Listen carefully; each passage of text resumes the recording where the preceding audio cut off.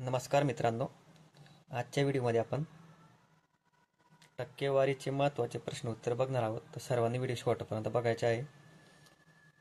बघा, ह्या उदाहरणांमध्ये आपण एक बेसिक ट्रिक वापरणार आहोत जे सर्व उदाहरणांसाठी लागू होणार आहे.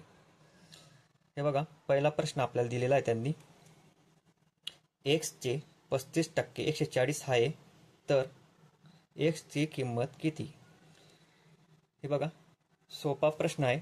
काय करायचे आपल्याला, एक जसाच्या तसा घेऊ. चा ची चे असा शब्द आल्यानंतर त्याऐवजी आपण गुणाकारचे चिन्ह लिहायचे.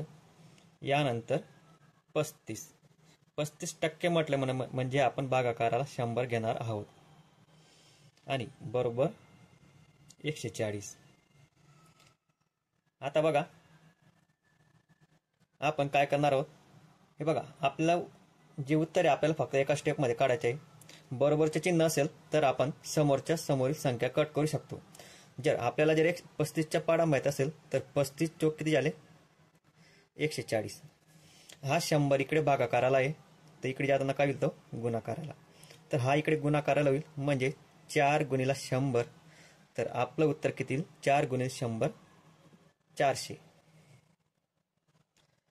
आता बघा, यानंतर समजा मला एका सोप्या स्टेपमध्ये काढायचे होते, तर मी काय केलं असतं. हे बघा, 35 भागीला 100 मला माहित होतं. 35 इकडे भागीला येणार आहे आणि 100 वरती जाणार आहे, बरोबर. म्हणजे आता बघा, इथं गुणाकारामध्ये 40 येतोय. 3 अंकी संख्या शेवटचे 2 अंकांना जर 4 ने भाग जात असेल तर पूर्ण संख्याला आपला 4 ने भाग जातो. आता मी इथं बघितलं असतं ऑप्शनमध्ये, तर 4 ने भाग जाणारी संख्या कोणती, तुम्हाला 400 भेटतोय. हे बघा, हा प्रॅक्टिसचा भाग राहतो, तर तुम्हाला हळूहळू ते जमेल नंतर. आता बघा, इथं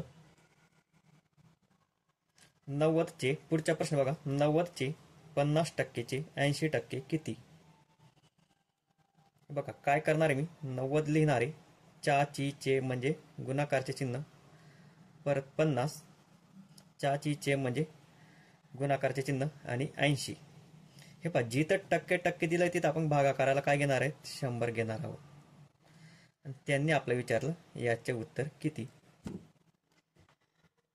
हे बघा मित्रांनो, आता पहा, मला याला एकदम शॉर्टमध्ये करायचे असेल तर याच्यासाठी मी वापरणार आहे डिजिटल सम. डिजिटल सम याचा अर्थ असा राहतो, अंकांची बेरीज आपली 9 यायला पाहिजे.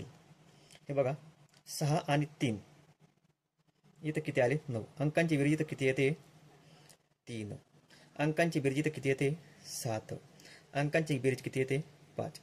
आता माझे जे उत्तर निघेल, इथून जे उत्तर निघेल त्यांच्या पण अंकांची बेरीज किती पाहिजे, एक तर 9 पाहिजे, नाही तर 3 पाहिजे, नाही तर 7 पाहिजे, नाही तर 5 पाहिजे.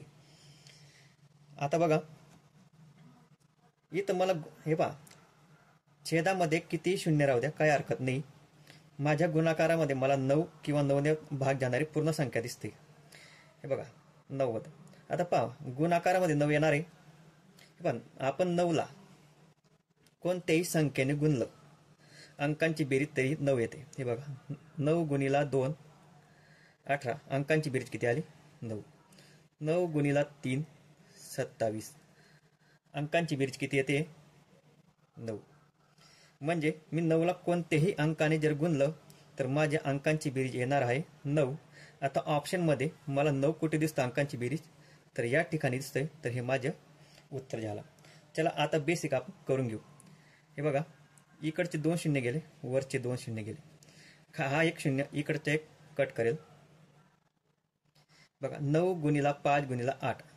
बघा किती उत्तर आलं, 8 पंचे 40, 9 चौक 36, म्हणजे 360 भागीला 10. तर एक शून्य गेला, एक शून्य गेला, तर उत्तर आपलं काय आलं, 36. पण या मेथडचं नाव आहे डिजिटल सम. याचप्रमाणे आपण बघणार आहोत हा प्रश्न. आता बघा, हा प्रश्न बघा. आता त्यांनी म्हटलंय, एका राशीचे 32%चे 40%चे 60% 432 रुपये आहे, तर ती राशी कोणती? आता बघा, हा प्रश्न पण तुमच्या डिजिटल सम नुसार सुटणार आहे. आता पहा, एका राशीचे, ती राशी काय म्हणतो मी, एक्स. चे म्हणजे काय, गुणाकार.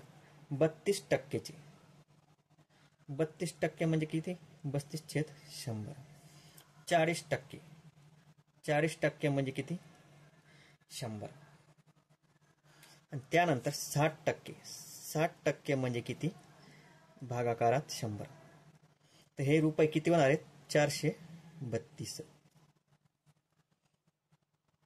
आता याच्यानंतर काय होणार आहे पुढची स्टेप? हे बघा, खालचे जे सर्व 100 आहेत ते इथं गुणाकारामध्ये जाणार आहेत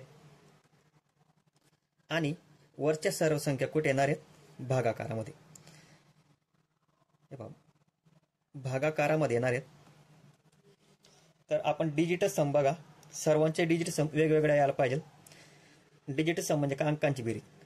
5 5 5 15 16 17 17 म्हणजे किती? 8. हे बघा, 17 17 7 आणि 1 8 म्हणून ते लिहिलं. 5 आणि 2 7 आणि 1 8. इथं पण 8 आला. 5 6. हे बघा, 5 आणि 5 किती आले? 10. 10 7 16 17 18 18 म्हणजे किती झाले? 9. अंकांची बेरीज किती आली? 9. यानंतर 5 चौक 20. 20 झाले. अंकांची बेरीज किती आली? 2. आता या ठिकाणी बघा, माझे 4 3 7 8 9. हे पहा, माझ्या पण इथं 9 येते. 9 आल्यानंतर मी इथं 9ला कोणत्याही संख्येने जर गुणलं, अंकांची बेरीज माझी किती येते? 9. आपण या ठिकाणी हे पाहिलेलं आहे. हे बघा, म्हणजे आता उत्तरामध्ये माझे 9 कुठे येत आहे?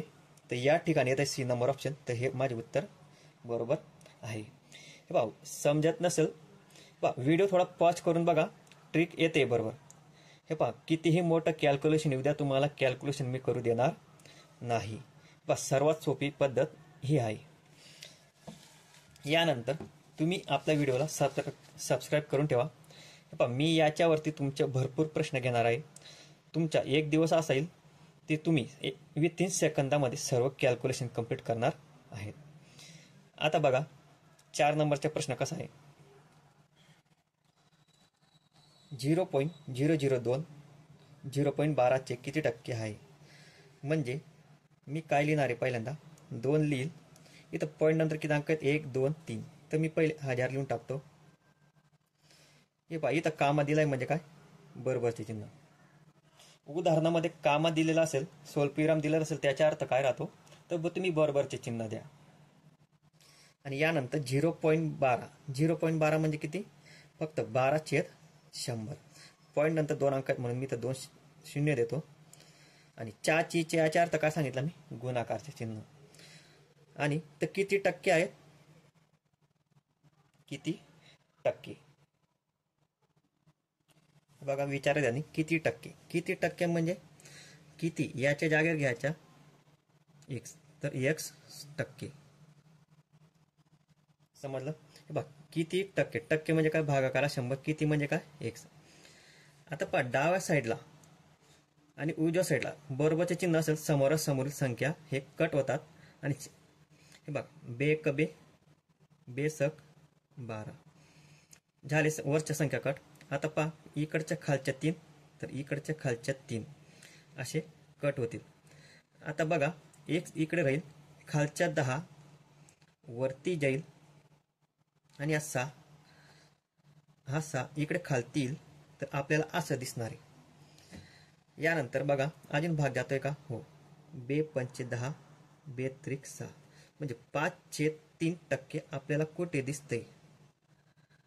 कोणत्या पर्याय आहे? तर बी. बघा, सोपं होतं सर्व उदाहरणं. मित्रांनो, तुम्ही अशाच पद्धतीनं आपल्या चॅनलला बघत राहा. तुमचे सर्व कॅल्क्युलेशन या ठिकाणी पक्का करणार आहे. तर भेटूया पुन्हा नवीन व्हिडिओमध्ये.